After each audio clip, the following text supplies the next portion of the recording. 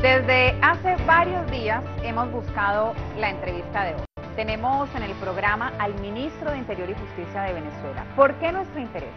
El presidente de este país latinoamericano y otros altos funcionarios han denunciado planes de magnicidio. Y justamente hoy, el dirigente Diosdado Cabello, presidente de la Asamblea Nacional en Venezuela, dio dos datos sobre estos planes. El primer dato, que detrás estaban Luis Posada Carriles y alias Eddie del Frente Anticomunista de Miami.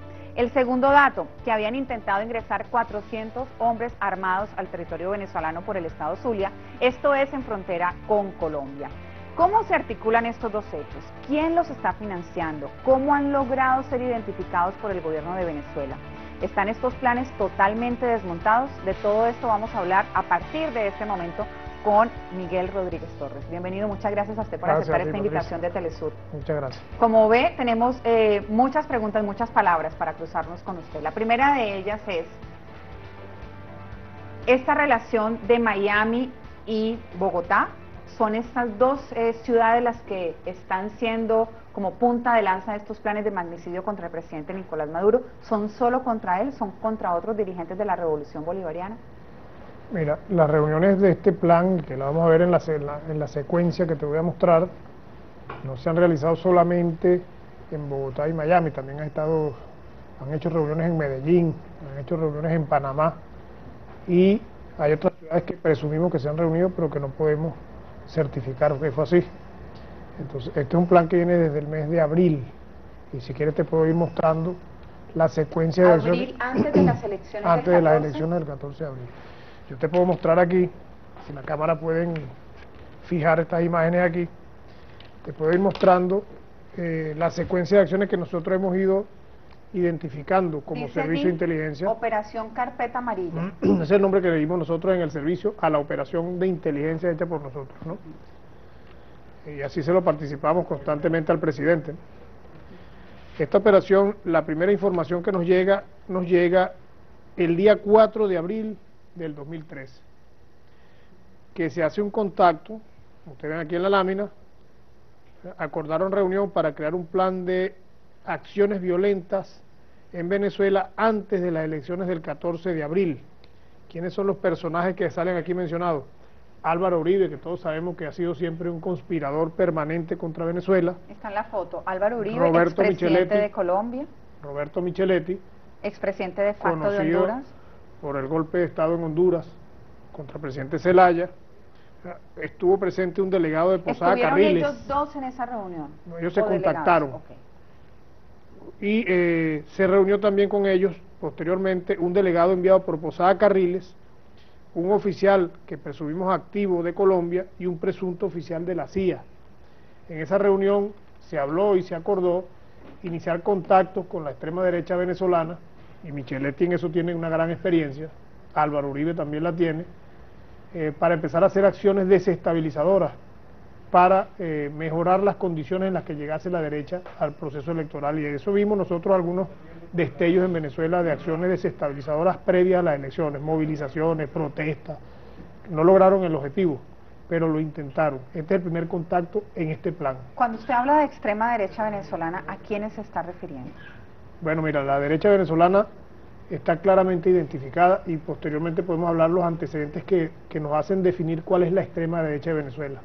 La que ha participado en el paro petrolero, la que ha participado en la Plaza Altamira, la que participó en la Guarimba, la que mató a Danilo Anderson, la que participó y trajo paramilitares a Venezuela en el año 2004, esa es la extrema derecha, la que se subió y violó el territorio cubano durante el 11 de abril, esa es la extrema derecha venezolana. Esa extrema derecha hoy, refiriéndome yo a quienes usted está identificando, ha desestimado estas declaraciones antes incluso de que usted viniera a darlas en esta entrevista con Telesur. Ha dicho que es más de lo mismo y que intenta desvirtuar el problema de fondo de la sociedad venezolana, que para ellos son otros, ellos siempre han sido unos tipos desfachatados, ¿no? Desfachatados, irresponsables, y nunca han tenido el valor de asumir sus errores. Obviamente una operación como esta, donde los elementos que participan están fundamentalmente fuera del país, nosotros no podemos hacer captura de ellos, ni podemos hacer operaciones en otros territorios, no se nos permite hacer eso, y no lo hacemos porque respetamos la soberanía de los pueblos, pero hay cosas que ocurrieron aquí en Venezuela, dirigidos por esto que desestiman estas operaciones, que están a la luz pública, fueron hechos públicos y notorios. Ellos trajeron 150 paramilitares colombianos para matar al comandante Chávez. ¿Quién niega eso? Ellos desestimaron, se burlaron, decían que eran paracachitos, que eran no sé qué más. Yo los invito, y sería interesante que el Ministerio Público hiciera un trabajo para sacar a la luz pública todo el juicio que se hizo a cada uno de esos paramilitares, todo lo que dijeron, a los oficiales involucrados en esas operaciones, a los civiles, dirigido desde Miami, porque quien dirigió eso fue el hermano de María Conchita Alonso, Robert Alonso, que también debe tener contacto con todas estas personas. Son los grupos conspiradores mayameros que permanentemente están tratando de hacer cosas contra Venezuela, contra Cuba, contra Ecuador, contra Bolivia, contra el ALBA. Eso es un grupo que está conspirando contra el ALBA, contra los países progresistas, donde los pueblos han decidido ser libres y soberanos. Pero te voy a seguir hablando de la secuencia. De las fechas. Entonces, sí. Esta primera reunión se da en Bogotá. Esa reunión prácticamente en nuestro criterio la hicieron con mucho, o retardada, ¿no? Porque las elecciones eran 10 días después. Sin embargo, el 29 de abril tuvimos informaciones que advierten de planes subversivos en contra de Venezuela gestados desde Colombia. Esta información nos llega a través de San Antonio del Táchira, desde Cúcuta, de una supuesta orden operativa democrática de elementos ligados a Álvaro Uribe, que también son renegados del paramilitarismo, que pretendían pasar a Venezuela para fortalecer estas operaciones de desestabilización, ¿no? Y algunos hablaban de un plan estratégico patriota. Tenemos un documento que certifica esto de un grupo armado colombiano, ¿no? Y se reservan los nombres de los que participaron, las personas que ellos nombran en ese documento en Venezuela, porque eso son cosas que estamos investigando y no podemos develar a la luz pública. En el caso de este documento en particular, posteriormente empieza la parte más peligrosa de todo esto, el 8 de mayo de 2013. Ellos pensaban que con el ataque de histeria que le dio a la derecha cuando ganó el presidente Nicolás Maduro, ellos pensaban que con eso ellos iban a derrocar al nuevo gobierno. Y se dieron cuenta que no fue así.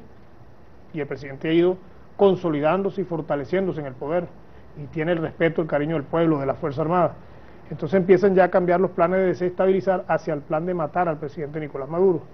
Y ahí es donde entran en acción, en una reunión en Bogotá, ciudadanos cubanos residentes en Florida, Estados Unidos, se reúnen en Bogotá para planificar acciones violentas contra Venezuela, y ahí estuvo un señor llamado Eduardo Macaya, alias Eddie, del Frente Patriótico Anticomunista de Miami, que es el enlace directo con Posada Carriles. Posada Carriles está muy mal de salud, está muy mayor, ha estado también inclusive hospitalizado, pero utiliza a este señor como un lugarteniente de él para contactar, para movilizar redes, para financiar operaciones contra Venezuela. ¿Las financia quién? ¿Luis Posada Carriles? Luis Posada Carriles, presumimos nosotros que de alguna fuente, aquí pudiesen estar participando inclusive agencias de inteligencia extranjeras para financiar, o Luis Posada Carriles tendrá su fuente de financiamiento. Ellos hablan, más adelante hablan de $2,5 millones para financiar el asesinato del presidente Nicolás Maduro. Entra en juego también un señor llamado Julio, de un grupo que llaman Comandos F4. Es un grupo, yo lo llamo terroristoide, que hace vida en Miami, y que el jefe de ellos es un señor de apellido Frometa, también cubano radicado en Miami, que han pasado toda la vida entrenándose en Miami con armas y soñando con matar a Fidel Castro, con matar al comandante Chávez, y ahora sueñan con matar a Nicolás Maduro. Todas estas personas se encontraron en Miami con un señor llamado, que solamente tenemos su seudónimo, llamado Manny, tenemos su foto, hombre de 80 años, que es el que ofrece los recursos que nosotros presumimos que vienen de Posada Carriles, ¿no? Entonces, estas primeras reuniones se dan y empiezan a conversar y a hablar de matar al presidente. O sea, para entender en esta primera fase, ministro, hay una primera intención de generar unas desestabilizaciones que tumben el gobierno de Nicolás Maduro. Cuando eso no se consigue en los días posteriores al triunfo del 14 de abril, el plan cambia y ahora la decisión es matar al presidente de Venezuela. Correcto. En una primera fase, ellos en la operación pretendían traer a Venezuela 800 hombres colombianos, de los desmovilizados de grupos paramilitares colombianos, las autodefensas de Colombia y otros movimientos que se han ido desmovilizando en Colombia. Ya lo hicieron en una primera oportunidad. Ya ellos inicialmente, cuando Daktari, hablaban de que iban a traer 400 hombres, solamente lograron ingresar 150 que capturamos en el Hatillo. En esta oportunidad ellos hablaban de 800. 400 para actuar en el estado Zulia y 400 hombres para actuar en Caracas. Estos señores actuarían después de haberse consumado el magnicidio. O sea, primero un francotirador, es la metodología que ellos tenían pensado utilizar. Un francotirador actuaría sobre el presidente y después estos grupos armados atacarían objetivos militares estratégicos, inclusive irían a asesinatos selectivos para generar un gran caos en el país. Porque estos señores siempre han soñado es con un caos total, enfrentamiento entre venezolanos, enfrentamiento entre diferentes grupos de la Fuerza Armada para provocar una intervención extranjera. Lo que el presidente Maduro ha denominado como la guerra de perros, cuando se refiere, por ejemplo, a la situación en Egipto e incluso en Siria, o sea, una confrontación entre venezolanos. Eso es lo que ellos quisieran generar, y que se confronten las Fuerzas Armadas, o sea, nuestra Fuerza Armada se fracture. Claro, si ven hombres vestidos de ejército, como iban a hacer en el tiempo de Daktari, atacando de repente un comando de la Guardia Nacional o de la Fuerza Aérea, eso va a traer inmediatamente una fractura en la Fuerza Armada, es lo que ellos piensan, y crearía confrontación armada, militar. Ante esa situación ellos hablaban inclusive de 7 días de confrontación armada para poder generar una matriz de opinión internacional que obligue la intervención extranjera en nuestro territorio. Ministro, vamos a hacer una primera pausa en este cruce de palabras. Nos ha hablado acerca de estas 3 reuniones. Allí yo veo que usted tiene en la gráfica otras 3 fechas. Quédese con nosotros. Está el tuit del ministro Rodríguez Sobreros, que nos acompaña hoy en el programa. También la etiqueta que estamos promocionando para que participe, plantee sus preguntas, sus opiniones alrededor de este tema sobre el cual gira el programa esta noche.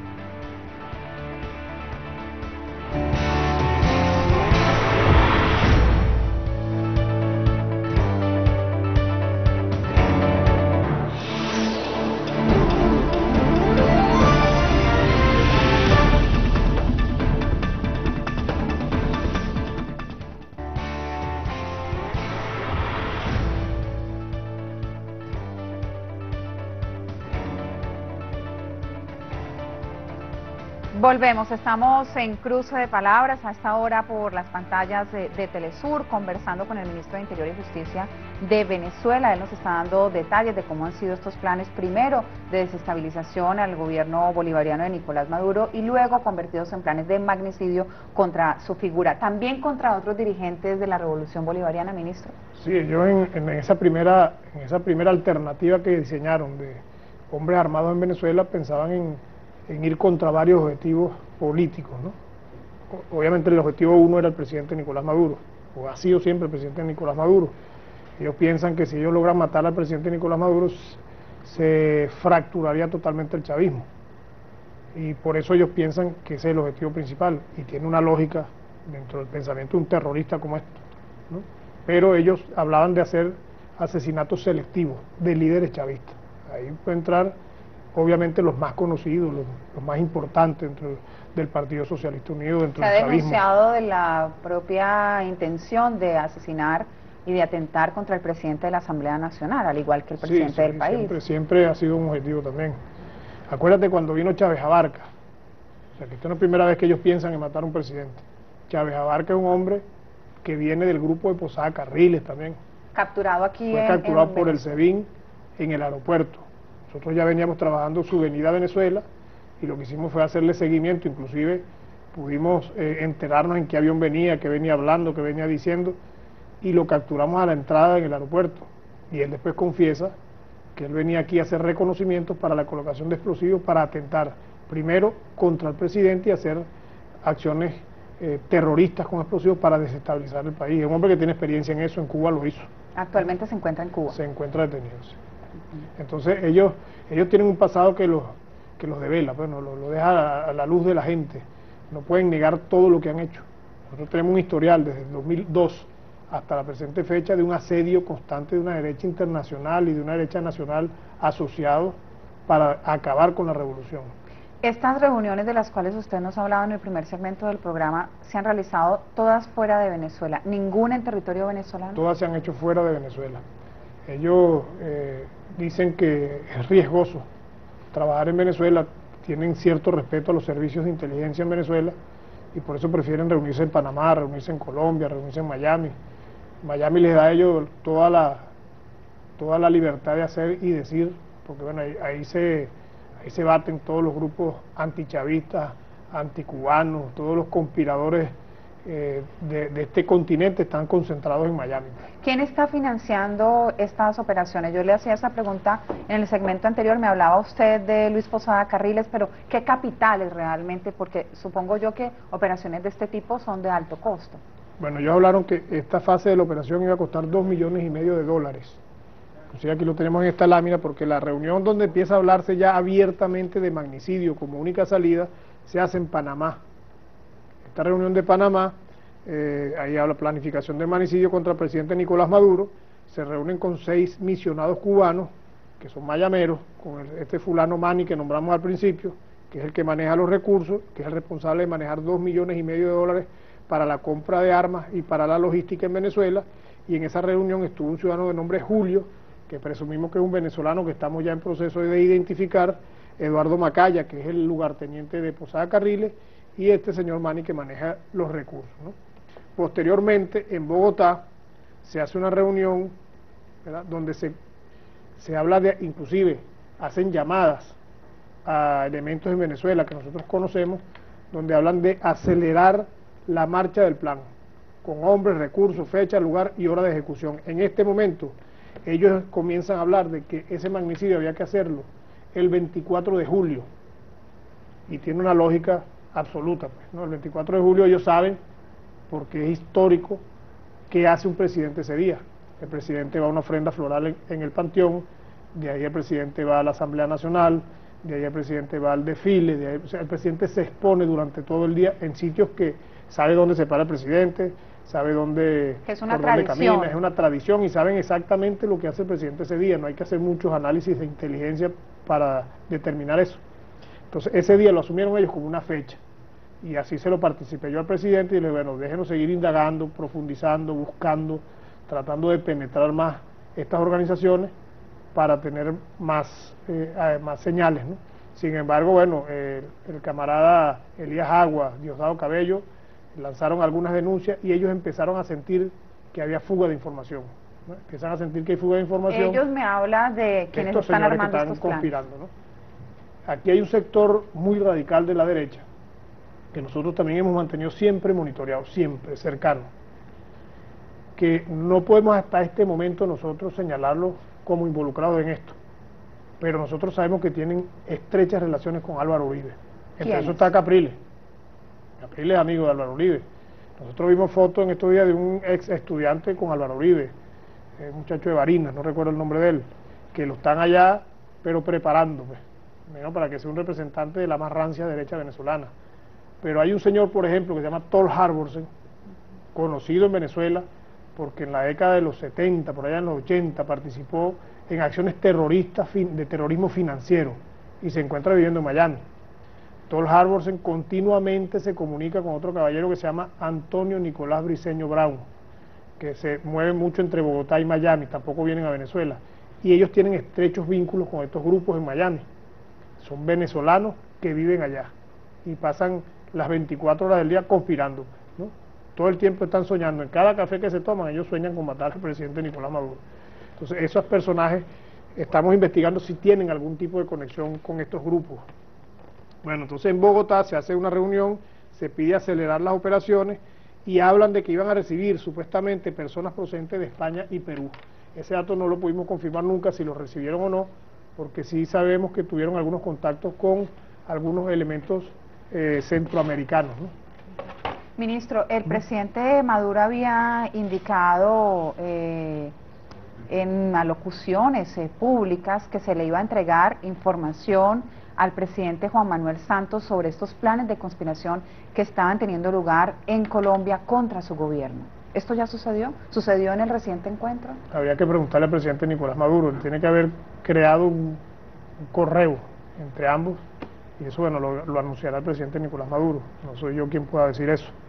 Fíjate, se hace una reunión en Medellín. Medellín es territorio propio esas son las aguas propias del amigo Álvaro Uribe, ¿no? En Medellín, en Antioquia, nacen las Convivir de mano de Álvaro Uribe. Álvaro Uribe se le conocen sus viejas conexiones con el narcotráfico, con el paramilitarismo, y se hace una reunión allí. Y ellos insisten en la operación de los hombres armados, los 800 hombres.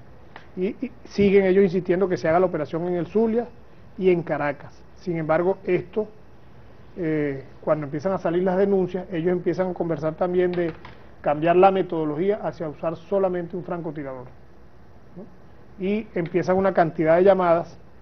Entre el 21 de junio y el 8 de julio tenemos registro de muchas llamadas de estos elementos, con algún elemento en Venezuela que estamos todavía investigando. Hablamos de 5 llamadas donde hablan de logística, de armas, de fechas, prórrogas, e inclusive habían cuadrado para ver si de alguna manera podían pasar en un container las armas a Venezuela a través de alguno de los puertos venezolanos, cosa que no lograron, y nosotros mantuvimos siempre unas alertas en los lugares donde pudiesen hacer esto. Luego hay otra reunión en el Hotel Holiday Inn de Colombia, en Bogotá, ¿verdad? El 22 de julio del 2013 a las 19:45 horas. Se realizó en este hotel una reunión, repito, Hotel Holiday Inn Express en Bogotá, donde se habló del cambio de fecha, y ahí bautizan a nuestro presidente como el baby, lo ponen objetivo el baby, ¿no? Nicolás Maduro, dado a que el plan se había develado, y empiezan ellos a hurgar por dónde se le está fugando la información. Ellos cambian el plan, cambian la fecha, hacen otra reunión en las afueras de este hotel, en un vehículo, al día siguiente, a las 21:45 horas, en un vehículo, donde inclusive piden que se hagan operaciones de inteligencia sobre el Palacio de Miraflores, fotografías del palacio, etcétera, ¿no? Para seguir haciendo inteligencia y correr la fecha de ejecución, y hablan de hacerla después de la segunda quincena de agosto, ¿no? Y solamente utilizar un francotirador valiéndose del gobierno de calle, utilizando como escenario el gobierno de calle. Yo, viendo que no lo pueden hacer en una fecha como la que tuvieron a disposición, que era el 24 de julio, entonces hablan de hacer seguimiento al gobierno de calle, ver en qué sitio pueden atentar contra el presidente. ¿No lo pueden hacer porque ustedes develan estos planes, porque ellos se dan cuenta que están, digamos, identificados? Bueno, ¿qué es lo que ocurre? Cuando tú develas un plan, nadie cuando le develas un plan ejecuta el plan. Nadie, o sea, si estás descubierto no lo hago. Y aparte de eso, ya tú verás que a partir de que terminemos el programa, empiezan a decir cualquier cantidad de estupideces por los Twitter y a desmeritar, y a burlarse, y a reírse, a tratar de desdibujar toda esta información. Nosotros tenemos más detalles de este plan, tenemos nombres inclusive, pero estamos todavía en el ámbito de la inteligencia, que es procesar información para llegar a una información cierta, real, para después llevar esto al Ministerio Público y aperturar una investigación en el Ministerio Público, y bueno, y cuando aparezca alguno de estos elementos en nuestro territorio, se ha puesto a la orden de la ley. ¿Los paramilitares que se anunció que habían sido capturados durante estos últimos meses posteriores a las elecciones, hacían parte de este plan o son de...? No hemos conseguido conexiones de ellos con estos planes, pero estamos sí siguiendo un grupo, no voy a decir dónde, de hombres armados colombianos que presumimos si venían entrando o entraron a Venezuela en el marco de este plan. Y están ahorita estáticos, están en una especie de célula durmiente en un sitio del país, que estamos tratando de determinar el sitio exacto para golpear el sitio, ¿no? Vamos a hacer una nueva pausa hoy en nuestro programa En Cruce de Palabras. Quédese con nosotros, ya regresamos.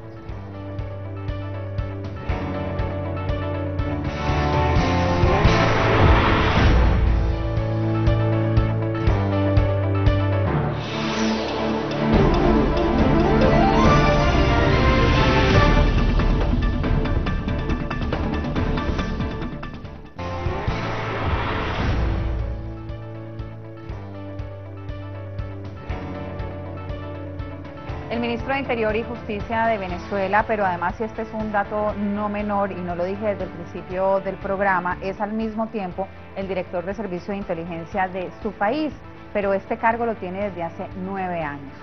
Yo quiero preguntarle justamente sobre los antecedentes. Usted hacía referencia a algunos de los hechos previos a esta denuncia que nos está dejando conocer en este momento a través de las pantallas de Telesur, porque justamente la posición de la derecha, no solamente en Venezuela, sino en América Latina y en el mundo, siempre ha sido desestimar las denuncias de magnicidio contra el comandante Fidel Castro, contra el comandante Hugo Chávez y ahora contra el presidente Nicolás Maduro. Usted me dice que esos antecedentes demuestran, de alguna manera, que sí han estado ustedes dando en el blanco acerca de esos planes de desestabilización a través del magnicidio. Sí, mira, yo estoy en la inteligencia en Venezuela, lo que fue DICIT y SEBIN desde el año mentira, desde el año 98.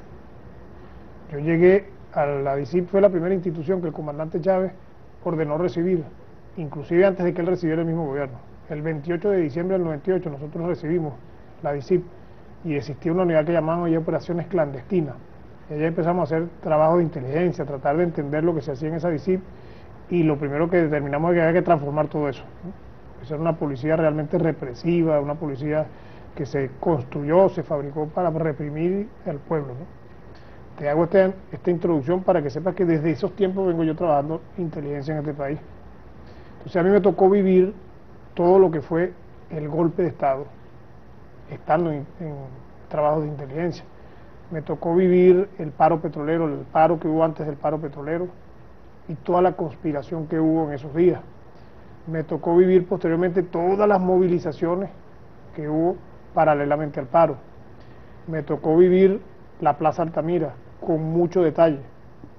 Y aquí los venezolanos es importante que recuerden, miren, en la Plaza Altamira le pusieron al consulado español una bomba, al consulado de Colombia una bomba, al edificio Caracas Teleport, donde estaba la mesa de diálogo que dirigía el doctor José Vicente Rangel, una bomba.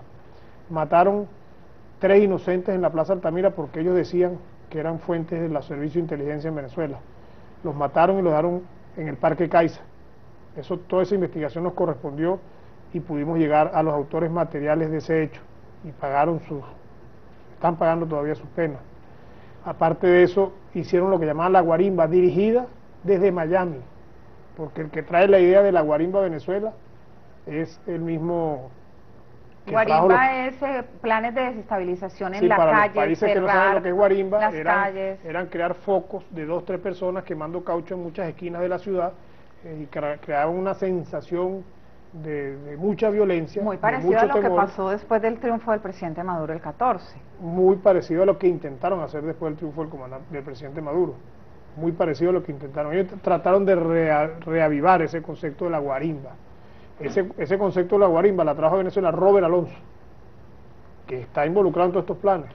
Que está involucrado en el plan también de los paramilitares, claro, de su finca de después de la guarimba trajeron 150 paramilitares colombianos. Entre esos paramilitares estaba el jefe de ellos colombiano, era el comandante Lucas, que venía a ser jefe de la escolta de Salvatore Mancuso, que está preso ahorita, y fue enviado con los fines de comandar esa operación sobre el Palacio de Miraflores. Y a mí me dijo en mi cara ese señor que la misión que tenía era cortarle la cabeza al presidente Chávez, ponerla en el escritorio y fumarse un habano cubano con la cabeza de Chávez en su mano. Textualmente esas fueron las palabras de ese caballero cuando fue capturado, ¿no? Y cuando uno vio la historia de él ajusticiando personas, ¿verdad? Cuando vimos las relaciones, ahí vi una imagen del exdirector del DAS enjuiciado y preso por relaciones con paramilitares, director del DAS en tiempos de Uribe.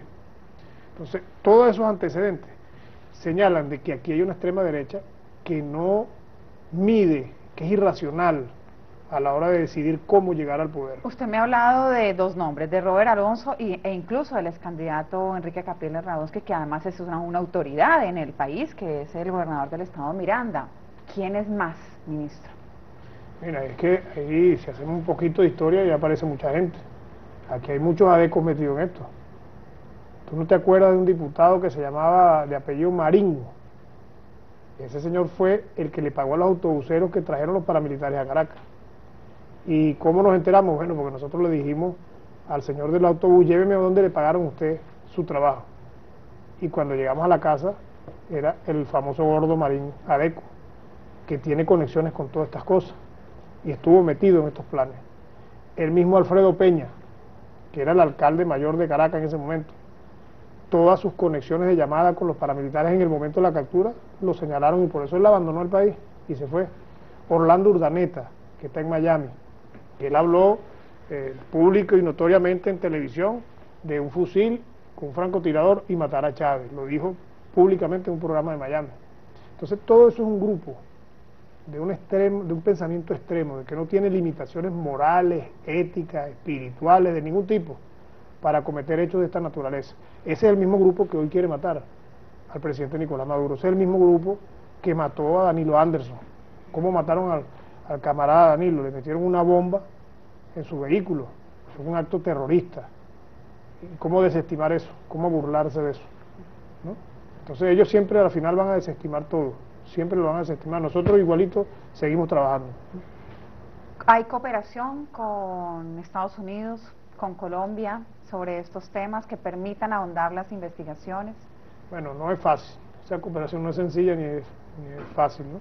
Y con Vamos Honduras, a intentar. ¿no? Pensando en los nombres que me ha mencionado, Luis Posada Carriles, todos quienes trabajan con él desde Miami, en Honduras Roberto Micheletti, en Colombia Álvaro Uribe. Nosotros vamos a hablar con los colombianos y esperamos que nos den todo el apoyo institucional necesario para profundizar esta información y profundizar esta investigación. Porque al final, estos grupos no solamente conspiran contra el presidente Maduro, ellos sueñan con matar al presidente, pero también ellos sueñan con ir contra Ecuador, ellos sueñan con ir contra Bolivia. ¿Tiene evidencias usted de eso? Sí, tenemos evidencia. ¿Tú te acuerdas que hace unos añitos atrás se presentó un expediente del DAS en la Asamblea Nacional, donde estaba el Plan Orión, que era un plan que sacamos no, es un plan que sí, bueno, sacamos la información de un expediente propio del DAS, que se lo quitamos a un espía del DAS que estaba metido por aquí en Maracay en un hotel, haciendo trabajo de espionaje y reclutamiento. Ese expediente lo cargaban en un pendrive. Me acuerdo que lo único que dijo Uribe en aquel momento fue que es lo que le extrañaba de cómo ese expediente había llegado a Venezuela. Ese expediente se abre en el DAS por fuga de información. Y en las entrevistas a los funcionarios que están siendo investigados por fuga de información, sale toda la información de que ellos estaban trabajando operaciones de espionaje contra Ecuador y contra Venezuela. Esto es ratificado, permítame interrumpirlo, ministro, hace solo unas horas por funcionarios del DAS de la época que en versión libre efectivamente dicen ante las cámaras de televisión, no todos los medios lo han pasado, pero en Telesur sí se ha podido ver que efectivamente el DAS espiaba a Venezuela y a Ecuador, por órdenes de Álvaro Uribe. Bueno, es que en el piso 7 del DAS, no sé si eso lo habrán cambiado en los últimos tiempos, pero ahí funciona todo un piso completo de la CIA. Ahí hay unidades de intervención, unidades de análisis, unidades de inteligencia de la CIA, que trabajan directamente con el DAS, que ni siquiera los funcionarios del DAS pueden ingresar a esa unidad. ¿Usted diría que estos planes de magnicidio contra el presidente de Venezuela, Nicolás Maduro, están totalmente controlados, están parcialmente controlados? ¿Cómo se siente usted, digamos, garantizándole la seguridad al presidente venezolano? Bueno, el presidente puede estar seguro que el Servicio de Inteligencia venezolano está permanentemente trabajando por su seguridad. Vamos a desarrollar algunas operaciones en los días que vienen para ir cerrando, estrechando el círculo de seguridad del presidente Nicolás Maduro, porque ellos ahorita se ven develados y entonces empiezan la burla y empiezan lo que ellos normalmente hacen, pero indudablemente se desarticulan, ¿no? Se desarticulan y se desmovilizan, pero eso no quiere decir que dejen de pensar en matar al presidente. Seguirán pensándolo, seguirán planificando, moverán dinero, buscarán la oportunidad, buscarán un método nuevo, pero van a seguir siempre conspirando contra nuestro presidente y contra nuestro proceso revolucionario. Le tengo dos preguntas para cerrar el programa. La primera de ellas es que, de verdad, y yo lo dije al principio de nuestra emisión, llevábamos varios días pidiéndole que nos diera una entrevista. ¿Por qué se decide a contarnos estos detalles hoy y en Telesur?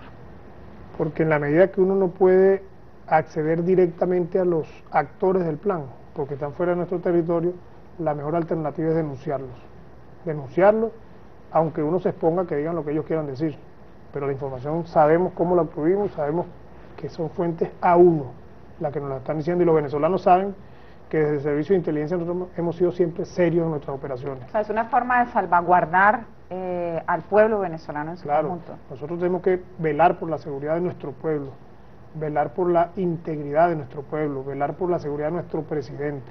Tú nada más hazte un ejercicio mental esta noche, cuando llegues a tu casa, de qué pasaría si estos señores llegaran a materializar el sueño de matar a Nicolás Maduro. Eso, ¿en qué situación se sumergiría nuestro país por las mentes desquiciadas de un grupo de personas, ¿no? Y hacia allá va mi segunda y última pregunta por hoy, ministro. Sobre usted, ha dicho el propio presidente Maduro que usted es un hijo de Chávez. Usted nos acaba de contar las responsabilidades que le dio el comandante Hugo Chávez desde el propio momento en que salió electo por voluntad popular de su pueblo, del pueblo de Venezuela. Y hay algunos de los funcionarios del gobierno venezolano, de sus más cercanos colaboradores, que cuando se les ha hecho esta pregunta, no solo se la he hecho yo, se la han hecho otros periodistas, y es qué tan fundadas son las reflexiones acerca de que esa enfermedad del presidente Chávez pudo haber sido inoculada. También eso ha generado diversas especulaciones en el mundo, pero yo quiero preguntarle a usted, ¿no?, como hijo de Chávez y con estos antecedentes, ¿esa enfermedad del comandante Chávez usted cree que fue provocada? Mira, a mí en ese tema no me gusta especular, ¿no? Primero porque me duele mucho recordar que se haya ido nuestro comandante físicamente, porque él está espiritualmente, su legado está siempre en nuestra mente, en nuestra acción diaria. No me gusta especular sobre eso porque eso ameritaría una investigación a fondo desde el punto de vista científico para determinarlo. Pero quienes hemos vivido un gran espacio de nuestra vida en el mundo de la inteligencia nunca descartamos nada, absolutamente nada. Todo es posible. Muchas gracias, ministro, por estar con nosotros en Telesur. Muchas gracias a ustedes por haber participado a lo largo de este programa con sus opiniones, sus preguntas a través de las redes sociales. El ministro nos ha dicho que estará muy pendiente de ellas y que incluso va a contestarles a través de su propia cuenta. Hasta una próxima oportunidad, hasta un próximo cruce de palabras. Nosotros nos quedamos con bastante material para hacer el trabajo que nos corresponde, que es investigar desde el punto de vista periodístico estas denuncias. Nuevamente, gracias.